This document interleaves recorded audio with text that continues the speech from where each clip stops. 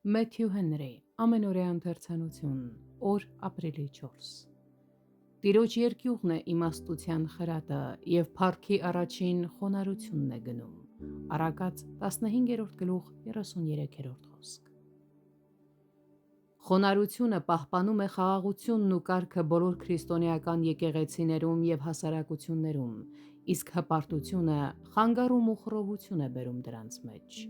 Որտեղ Աստված շնորհ է տալիս խոնարհ լինելու համար, այնտեղ նա նաև տալիս է իմաստություն, հավատք և սրբություն։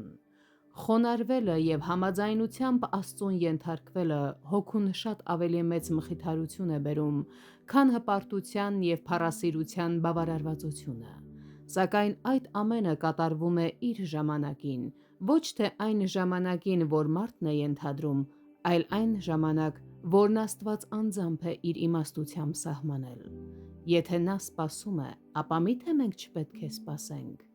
Որքան փորձություններով կարող է անցնել այն հավատքը, որը վստահում է նրա իմաստությանը, զորությանը և բարությանը։ Ուստի խոնարհվեցեք Աստծո հզոր ձեռքի տակ։ Ձեր բոլոր հոգսերը, անձնական հոգսերը, ընտանեկան հոգսերը,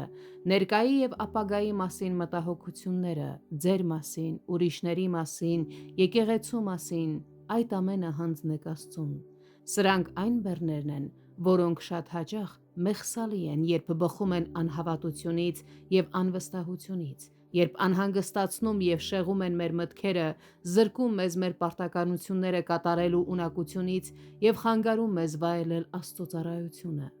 Լուծումն այն է, որ ձեր մտահոգությունները վստահեք Աստծուն և յուրաքանչյուր իրադարձություն թողնեք նրա իմաստուն և ողորմած որոշմանը։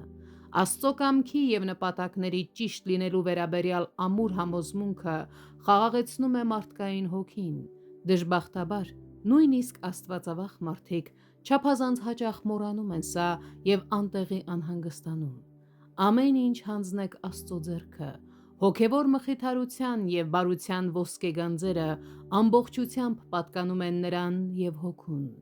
Միթե ճիշտ չէ, որ նա մեզ կապահովի այն ամենը, ինչը մեզ անհրաժեշտ է, եթե մենք խոնարհաբար դիմենք նրան և մեր կարիքների հոգսը վստահենք նրա իմաստությանն ու սիրուն։ Ուրեմն արթուն եղեք, քանզի սատանայի ողջ նպատակը հոգիներին կործանելն ու կուլ տալն է։ Նա մշտապես խորհում է, թե ում կարող է խաբել և մատնել հավիտենական կորստյան։